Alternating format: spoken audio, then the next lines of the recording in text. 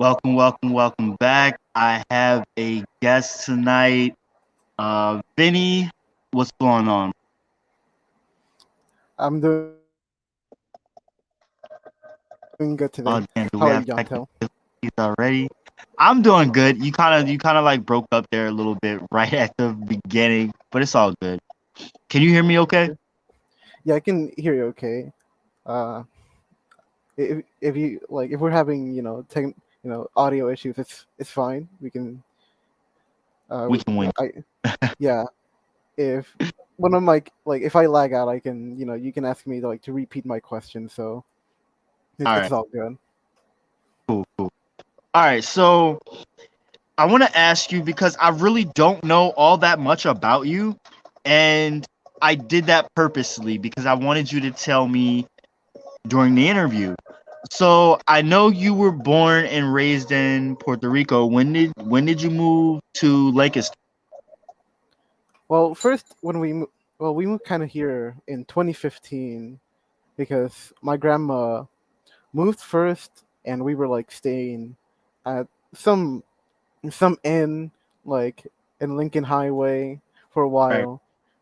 We lived in Holtwood for a while, but we later moved to here in Lancaster, which technically, most of the air, like a lot of the area, like around here, is technically Lancaster. So like I was just close to the area before I moved to like the actual city, Right. but it was a place that we will like usually go to like visit. Did How hmm did you hear about like Well, from my because before we moved here, we like mo- we used to like visit the United States, and I was semi aware of the city. And like when I moved here, like I was aware of it because I had friends who like would sometimes go here, and then like I fully moved here, and if I'm correct, like said around 2017, I'm gonna say.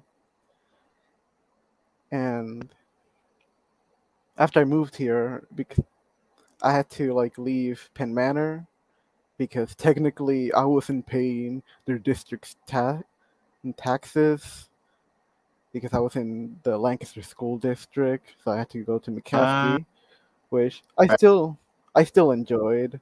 The atmosphere was far better than Penn Manor.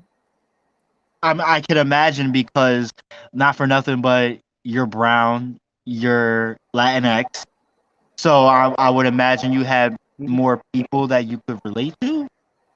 Um, those are my thoughts, but just knowing the area, like I moved here in 2018.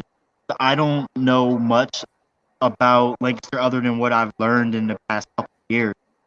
Um, so how old Yeah. are you? Did you just graduated school? Oh, I graduated like in 2019 from McCaskey High School. I'm Okay. currently like 20 years old, and I'm currently going to Hack to the Hack College campus here in Lancaster, but like we're technically remote, still remote. So this my I'm going into my third year like next week, and I used to go for a computer science degree until I realized like, hey, I can put my heart to like enjoy doing, not for like not like I never thought like do like not doing it for just like a profit, for like just doing it because I would love to do it, and like express Right. you know my emotions, beliefs, and like fun stuff through art, like drawing and all that with people, and like sharing that with the world. No, I completely dig that. I think that over the past, especially the past couple years, especially because of the pandemic, a lot of people have changed focus on what they want to do and why, how. And even for me, I was going to Central Penn. I stopped going to school because of the pandemic, but I mean, I'm going to go back, but I don't think I'm going to go what I was going for then. Um, Mm-hmm. has it been really difficult? Uh, not not really, because the difficult part is that, I mean, I was able to finish my degree easily. Is that uh usually, like, I'm busy like helping with chores and like with my parents and like doing other stuff, and I've been trying my best to improve my drawing skills, and hopefully taking my new these new classes this fall and like spring, and continuing on, I'll be able to like improve and make some great stuff. I think that there's a lot of uh, there's a lot of emphasis on going to school for things that when you get that degree, there's such a high amount of people applying for the same job, not as many people um, getting those jobs, but there's so many other great jobs out there, or so many other types of people that are needed that Hmm. people don't really focus. And the way that our world is, I mean, I guess I want to ask you this, like during like when you started college into now, like your outlook on the world, how has it changed? Like, has it changed or influenced what you want to do in school? Well, yeah. Usually science, I thought that, because at first I was like, hey, I like games, so like I should go for computer science. And growing up, uh, I, you know, I had like I would live like I lived with my uncle, and like my mom and grandma. Like my uncle was like like a father figure to me, because my father uh, divorced from my mom. I mean, my mom and my father like divorced each other, and I didn't have like someone that I would consider a father. And over the years, I thought to myself, am I doing this because I like it, or because I was like I grew up with someone who was involved with a lot of like technical stuff. And when I Uh, realized that I prefer like drawing, illustrations, and like making comics is one of my old hobbies that I mhm. still like to watch and read, is anime. With during like these past couple of years, uh, Now, see, that makes perfect sense because mhm, it's really an extension of the artistry that you are had already picked up. So in a sense, you did get that inspiration, but you went a step further and figured out like what your true passion is within that, and that might even change going down the. You know what I mean? yeah. How has like how has this movement and like your involvement, and that's what I want to get to. You're a part of the People First PA on the Poor People's Campaign. So hooray for that. 'Cause Hmm. I think they're a really awesome organization. Yeah. Um, how has like their influence and like the things that you're involved in with that affected like your art and your passions and what you want to do with Well, before I joined PPF, because I joined them through a friend of mine who was already in PPF. His name is Chad Hoagland, a great guy. I've been friends with him since 2015, when I moved to Penn Manor. it? Um, he's like a brother to me, and I'm glad to have like people like him in my life. And before I joined, like, before like he invited me to PPF, I still like I had these like leftist ideas in my head, but like he, and I didn't know like if Pennsylvania like had an organization that helped like focused on this important social change, like Mhm. tackling the problems with our system, and problems like healthcare, and how many people have been left and without homes throughout the pandemic, and like even beforehand, and how the our wealth distribution in like the entire world is not. People think that it's equal in that, but like in reality, we're all like most of the like majority of the population doesn't have like control of like what they create, i.e., their labor, and a lot of the money is just pushed up to the ruling class. That's true. And I So do think you hmm all of that that clearly you obviously picked up on all that probably just from the time you started living here, but like did that like now what do you want to do with that as far as like with your passion? well, with my passion, I'm hoping to, because although I want to create like fun stuff with art, but I also like want to create like stories inspired by like experiences with my life and like other people's lives, with like the the world that we live in, and like currently in face and that we've been facing since many generations before us. I want to share this video about housing market because it's pretty interesting and it's stuff that you and I talk about, live Mhm. with. Prices in terms of a supply and demand problem. On the demand side, there are a few things happening. The first is a generational shift in who's buying homes. Millennials are the biggest generation in American history, and they're aging into their prime home buying years. On top of that, mortgage rates are at an all-time low, which means it's very cheap to borrow the money needed to buy a house. That's enticed more people to buy if they can, making demand for houses even higher. The problem is that supply isn't matching that demand. From 2010 to 2019, there were fewer homes built in the US than in any decade since the 1960s.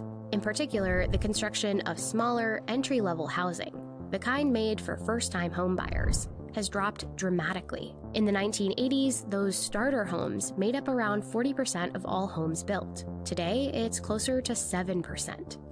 In 2018, one estimate said the U.S. housing market was 2.5 million homes short of meeting demand. By the end of 2020, it was 3.8 million. And that's driving a big part of the problem, both for renters and for people who want to be homeowners. The shortage is worst in the places where demand is highest, near good jobs, transit, and schools. And one pretty straightforward solution to that is to just build more homes in those places. But for years, there's been one big obstacle to that. We aren't allowed to. Take a look at this map of the Bay Area. It's showing something called zoning, or local regulations that decide what can be built where. This much of the region is zoned for residential housing. In blue are areas zoned to allow multifamily housing, while the areas shaded in pink are zoned for single-family housing only. That's 82% of all residential land in the Bay Area. What it means is that you've banned the ability for anyone to build anything other than a single unit of housing on that lot of land.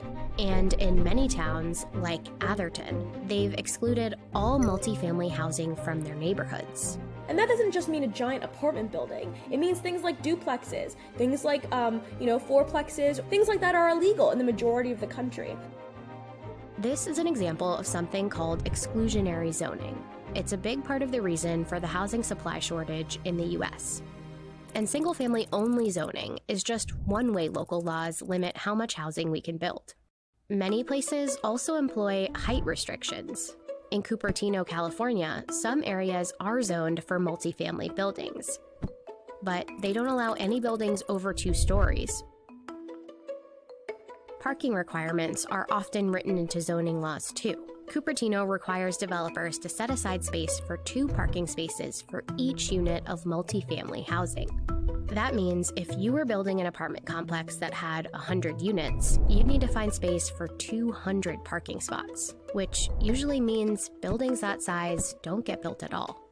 They lower the number of units they're actually building so they can save space for those parking spaces. And then those units become more expensive because the land still stays the same cost to the developer. And you then get a situation where potentially more affordable units turn into higher income servicing units. Another feature of many zoning laws is minimum lot sizes. It means builders are legally required to allot a minimum amount of land for each home, often a large amount of land.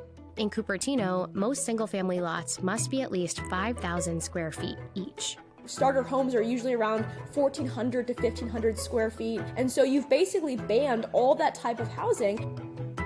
In Atherton, the minimum lot size for homes is 1 acre, more than 43,000 square feet, which makes it virtually impossible to build any kind of affordable home there. Together, exclusionary zoning laws like this push builders across the country to focus on bigger, luxury homes instead of smaller starter homes or multifamily housing, essentially creating gated communities in public spaces. What you are saying is that you are only allowing people who have already been able to partake in the wealth of this country and to grow their income and have access to high opportunity jobs and education to live in our neighborhoods. Historically, some of the first zoning laws in the US were engineered for that exactly, to block people of color, and in particular Black Americans, from living in predominantly white neighborhoods. Today, the laws don't explicitly mention race, but they continue to worsen segregation. In the Bay Area, the more single-family zoning in a neighborhood, the whiter it is. But all this has another effect as well. By shrinking the pot of new housing getting built, while demand keeps rising, it drives up the cost of housing for everyone. Changing zoning laws can be difficult, and often the biggest obstacles are the wealthiest residents. The process is usually defined by who shows up to these public meetings, and what you have is often a much whiter, wealthier crowd, the ones who come and say, I don't want this in my community, I'm concerned about what will happen to my property values, and then there's this kind of code word, neighborhood character. Remember those teachers I mentioned who can't afford to live in the counties where they teach? Well, in 2018, one local school district proposed a solution, building affordable housing units for teachers in San Jose. It caused an uproar among San Jose parents, who petitioned against changing the neighborhood. It may not seem like a big deal when one wealthy neighborhood blocks one multifamily development. The problem is that it happens all the time. Communities block new housing everywhere. People are, when they hear this kind of rhetoric, very confused because they're like, why I don't want to live in a place with 10,000 apartment buildings. It doesn't even make sense to do that. And they're right. No one is saying that there should be every neighborhood in every city should be, 10,000 foot apartment buildings or anything like that. But even small, gradual changes to zoning laws can have an impact. For example, allowing smaller homes on smaller lots, or simply allowing duplexes, would double capacity for housing in some areas. In recent years, some cities like Berkeley, Minneapolis, and Portland have taken the huge step of ending single-family zoning. But the problem is nationwide. The real fix is going to happen when these decisions start being made and start being regulated at the statewide level or at the federal level in some capacity. Today, the Biden administration is attempting to tackle exclusionary zoning through a $5 billion program that would give money to localities that remove exclusionary zoning policies. But even that may not be enough. This is more than any presidential administration has done on this topic, either Democrat or Republican. It is also very small in the face of this problem. They want to take action, they recognize how big of a deal it is, but they are not actually willing to create the kind of political blowback from often very high-value voters living in suburban environments. Ending America's housing shortage will require real political willpower, and it'll require people across the country to take a look at their own neighborhoods. What gets built, who gets excluded, and how to make homeownership achievable for the millions who are shut out.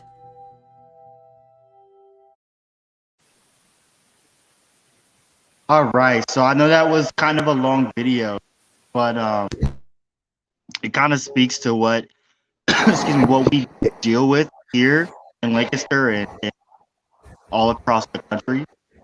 Um, Mhm. Yeah, what's your thoughts on?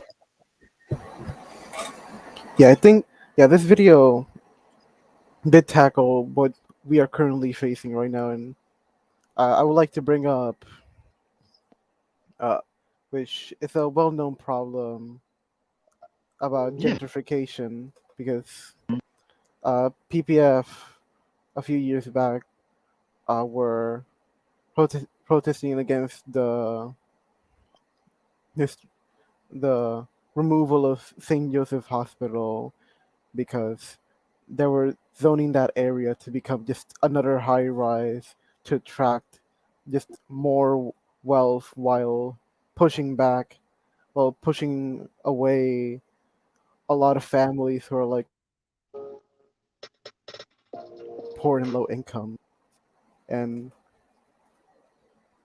a reason for that is because they want to like just make the city supposedly like uh what city can I use? I don't know, like some kind of beautiful haven that Right. supposedly attracts a diversity, but in reality it just attracts people who have the wealth to afford a lot of these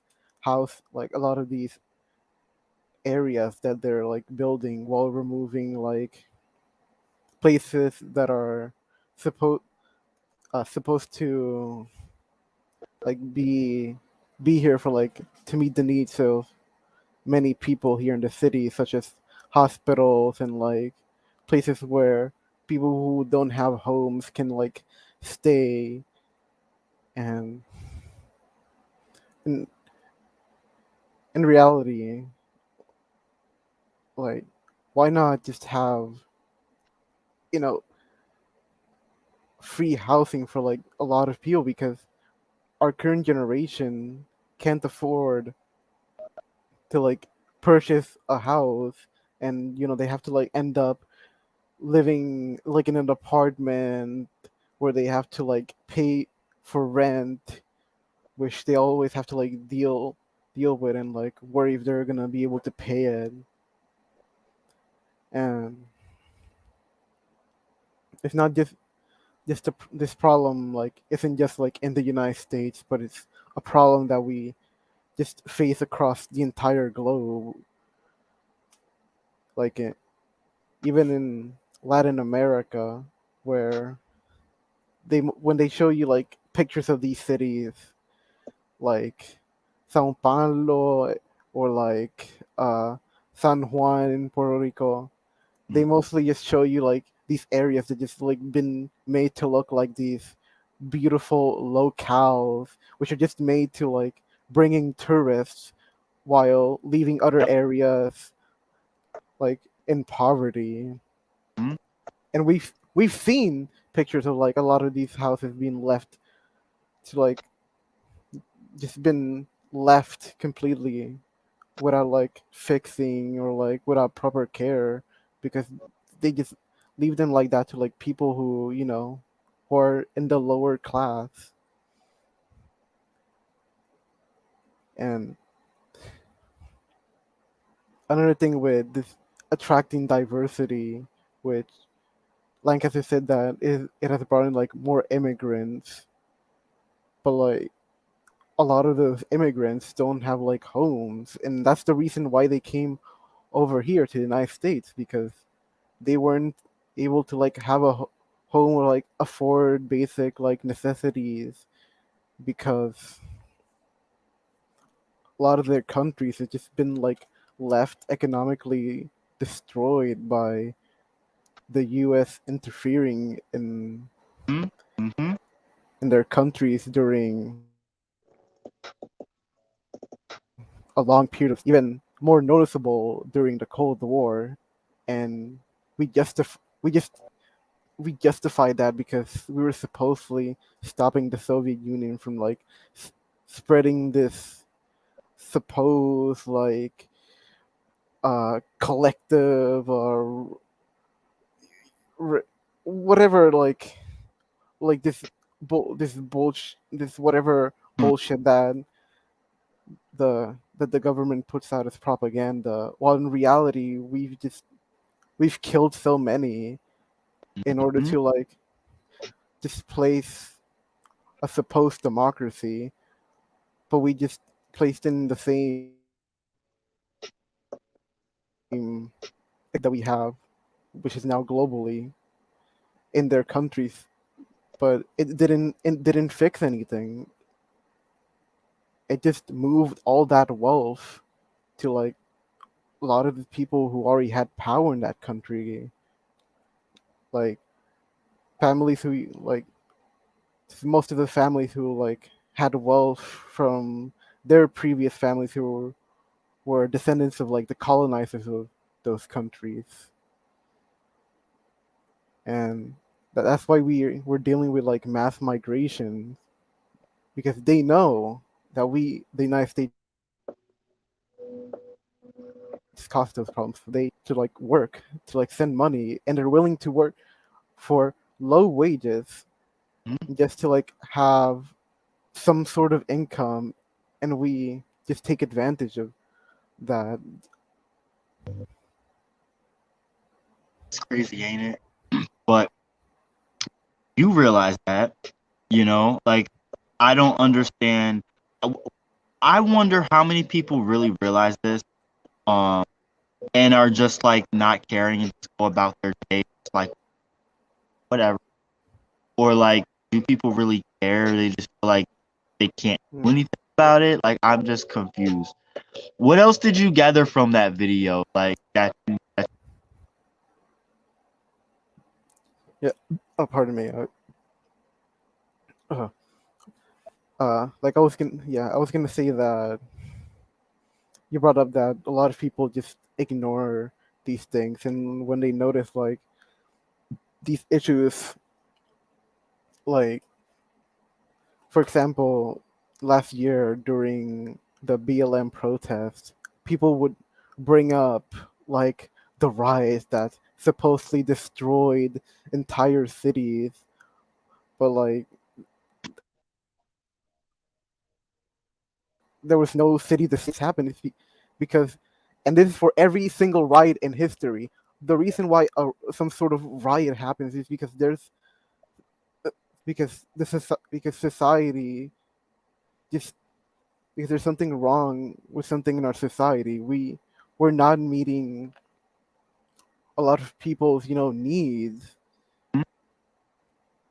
It happened in France. It happened in London. It happened everywhere, and we just see them as like these destructive forces of chaos, and people just ignore are like told to like ignore them and see them as just like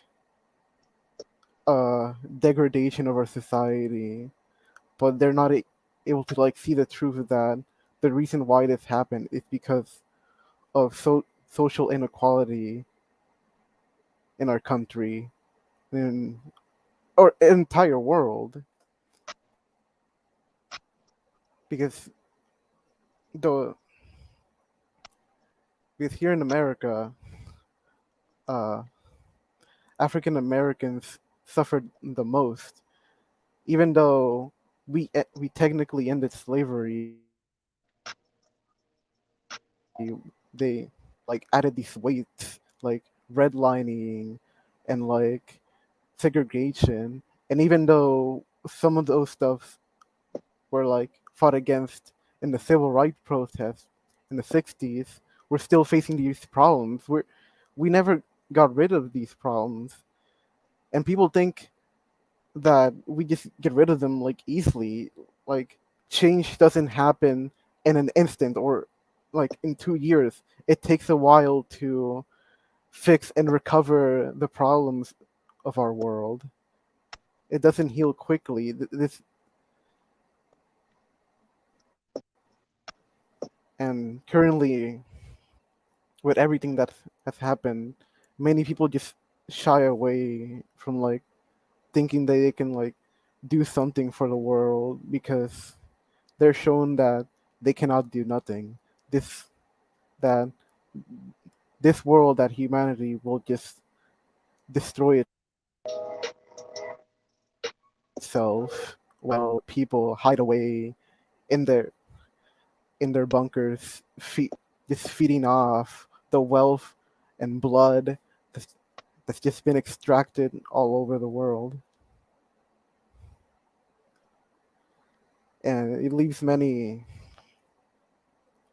in a form of like nihilism and making them retreat into social media and into this digital world where they can pretend exist, and it kind of like removes this hu- their humanity. They When they see other humans, they don't see, an actual human. They just don't see anything. We, we've been isolated for each other for so many years that we're not able to understand that all of this, we have all have like these shared experiences, and that we can rally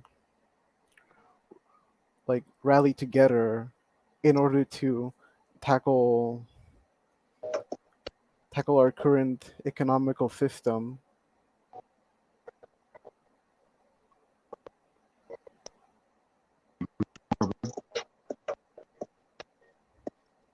I think for me, I mean, there was so much to gather from that video, and you spoke a lot, um, especially gentrification. But what really bothered me was how antics and things that they put in place, like laws, rich people, how much it affects poor people. And poor people don't even realize what's going on. They just know that they have a hard time finding a place to rent, and when they do, it's extremely expensive. And there's hoops to jump through that make it harder for poor people to be able to obtain said places. And for me, it's frustrating me because I personally lived that experience. And us here in Lancaster, half of the population is most of the population is poor or low income. And most things here are expensive, especially now as far as a- apartment rent or buy to home. And we know that this is happening all across the country, but here in Lancaster, it just feels like Excel. And I mean, I'm only like maybe 10 years older than you, but I'm still a millennial. I, Hmm. I don't want to buy a home just because I've been so discouraged from it because of what I've experienced. I can't imagine being like 20 and I, no offense, I would be completely hopeless and never even think about wanting to buy it. And that whole thing needs to change. They mentioned how the rate of like how many multi-family home unit stuff are built has decreased so much, and that's a big problem. I think that like investors buying up property and stuff, that plays a big part in that. But like, what do we do? Like, I think the big problem is like you were saying, we touched on was people not paying attention or not caring.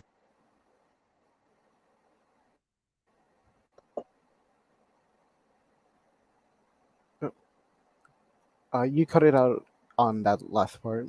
Can you repeat uh, that last part again?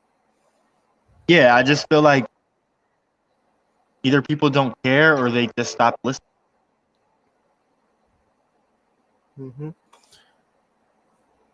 Yeah, and now with the, I forgot to bring up something with, now that they're building the high rise here in Lancaster, uh, with this with the slow, process of just driving away, poor and low income families, they're they're forced to like go into other areas, such as like Colombia, Ephrata, and other places to look for places that have like cheaper rent and like cheaper housing. But like eventually, those areas are gonna be affected by gentrification too, and it's just gonna be a continuation of like migration and not having a place to just be there constantly, like a community that can just take you in.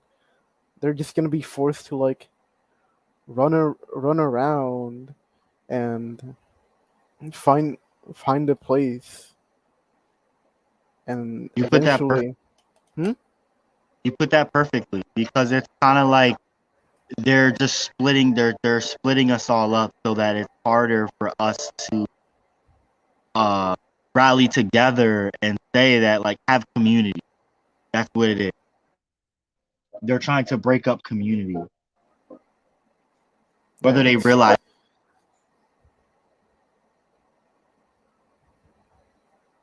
uh, can you?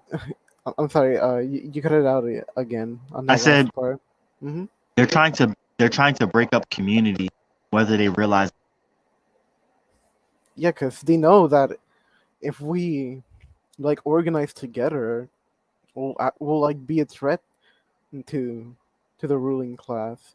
We, that's why they let this process continue, because even though they have all this wealth, all this power, if we or their greatest fear is like the entire like people organizing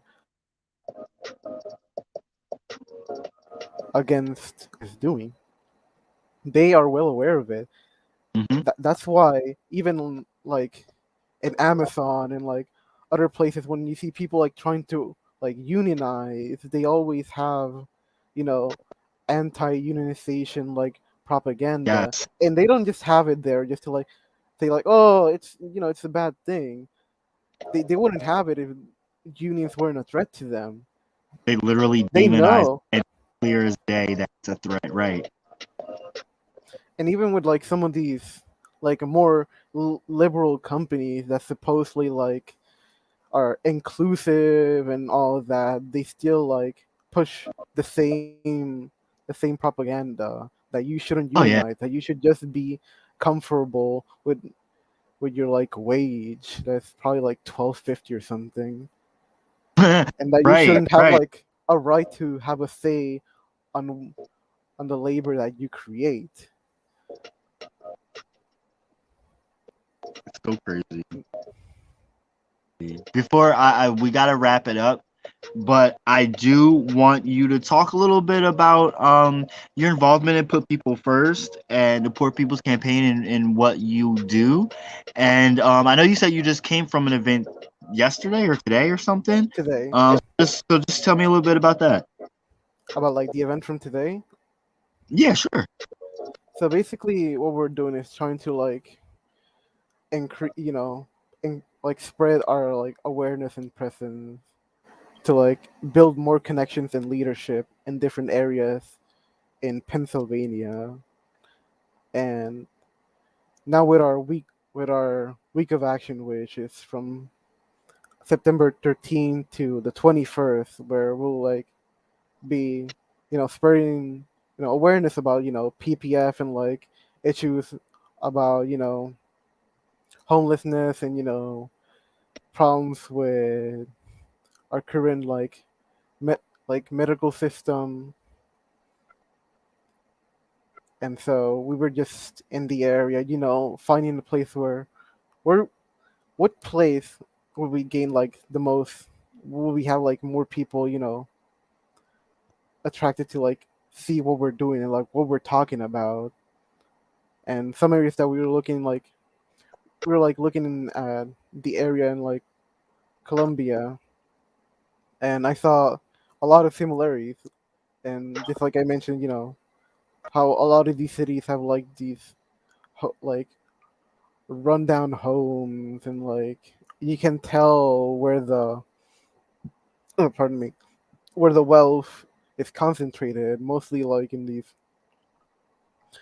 like plazas or like squares where they have like most of like the stores and like hospitals, while leaving like a lot of neighborhoods, you know, like a lot of neighborhoods broken, and apparently like a lot of like homeless people live like just near the tracks of like the train, like where the train used to be. So,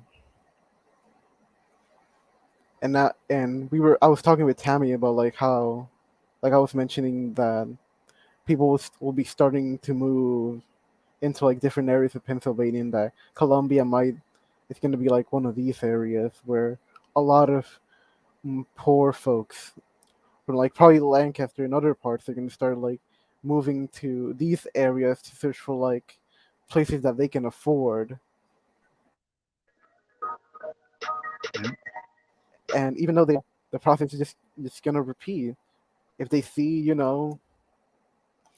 people who are like poor and low income, they don't want that, because to them, the people or living in like most wealthy areas don't want to see, these people like walking around, and they're like told that these people are dangerous and that they're gonna like steal your wallet or like Right. do other stuff, but don't have anything, and you blame them because they don't have like like basic necessities. And like another thing is like a lot of these like a lot of like people in like in poverty who like end up being thrown in jail, which just keeps on increasing the number of like the prison population, which is the United States is known for having like the biggest one, and they're just thrown in there for like just walking near like some mall, or like walking into a restaurant looking for a place to pee, and we just incarcerate them because we consider them like these Well, failures, these they lowlifes, these need they like need a constant body flow of people to supply the prison population because it's lucrative, and if the economy and the way of life is making people homeless, well, there you go. There's your endless supply of people being incarcerated that you can just send a revolving door for, especially if mhm. you're non-black or brown, and have people in and out, in and out, in and out, and you're just raking up that money way that. Yeah, when we send So these hmm go ahead. oh, I was gonna say, and like when we send these people like to the prison, they just end up doing like sl- slave labor, because that's what like a lot of like prisons make their prisoners go through, slave labor. Like That's the thing, exactly like in California, like with like the prisoners being like the firefighter and having to like them go like take on this it's like dangerous job just to be paid like hardly shit. Th- because we're meant to think that these people have a moral failing, and right. that it is their fault they ended up in this situation, and they should and they deserve to be in this situation they're put in, because we because we're put like in this like distorted like moral narrative of what of what truly makes a human like better than another. In reality, a human life is just the same as any other. Right. Me, Meanwhile, a lot of these these corrupt these politicians who like get away with passing like bills that further destroy like communities and destroy uh the communities in other countries, just like we did in Afghanistan. We we could have avoided of like the events of like Afghanistan if we didn't get involved, if like we didn't fund the people who now became the Taliban, which originally they were the Mujahideen, which of course the CIA funded, and eventually they split it up. One part became Al Qaeda, the other one became the Taliban, and we blame the people for like the creation of like Mhm. those groups, but we created them, Mhm. and then we justified an entire to like just go into their country and just annihilate them. I remember all of this, like, you know, I was younger, but I remember all of it growing up. I was, a young adult, and like for me, it was clear as day what was going on, and like the media was just playing this narrative, and I'm just like, this is ridiculous. Our people are soaking this bullshit up. Just interesting that people are like finally waking up to it now. At least some people. And a lot of people think the problem started, when in like 2016, but like in reality, these problems already existed. Like, but before like Trump, we had to deal with what Bush did, like with night with justifying this crusade. And I'm just gonna straight up say it: there's never been a good president. There's no such Nope. thing as a good president, Agreed. because the existence of like a president is just a way to like have this figure who just ends up who just only like serves the the ruling class.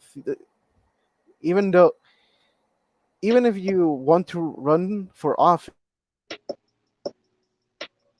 to become better than any of them, you're just gonna end up serving the state itself. Thank you. Even with Obama, even when he's like say, "Oh yes, I'm going to be better than anybody else," he ended up just being the same as everybody else. I They're couldn't agree with you more. just another part. Yeah, they're just another part of like the hand of the state. Yeah, cog in They're the wheel. They're just another puppet on a string. Yep. hmm You know what? I have to do another chat with you because I think I know what strings to pull with you to get you talking. Yeah, I really dig you, and I really look forward to more chats.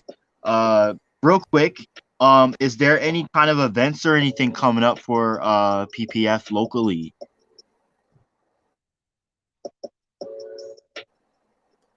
any events for like PPF, you mean? Yeah.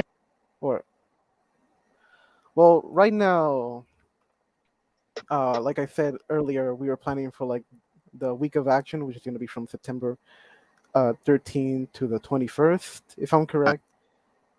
And we use uh, I'm in the Project of Survival part of like PPF, and right now, currently, we meet up the second Wednesday of every month at Crispet Addicts, where, oh, pardon me, you know, because Christmas Addicts is like giving away like food, so we'll be there to like talk with folks and like help people sign up for like state benefits and food stamps, and not just that, like have like a talk and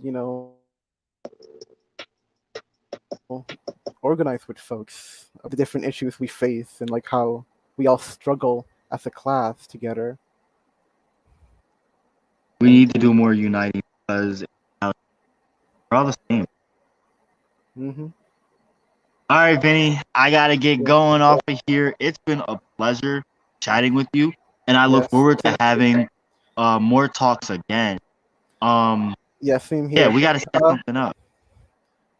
Yeah, like right now, like I'll be going into my fall semester next week, but I can keep you updated on how my schedule will be looking, and hopefully like next talk, we'll be able to talk more. I feel like I was like all over the place with some of my points during this talk because it's not like I have a lot of stuff to say, but like Yeah. sometimes it's difficult to like make sure that everything Oh, I totally flows can relate. naturally. There's so many things that I want to say and talk about, and like I have to make sure there's like a right place and right time for it. But it doesn't like there's moments like you're gonna just ramble off all kinds of stuff because again, we have so many freaking issues in this world.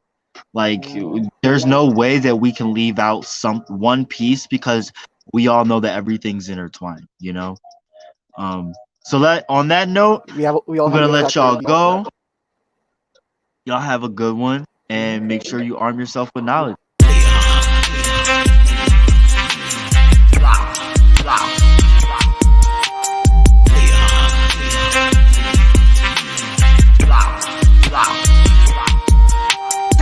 Don't talk to us about looting.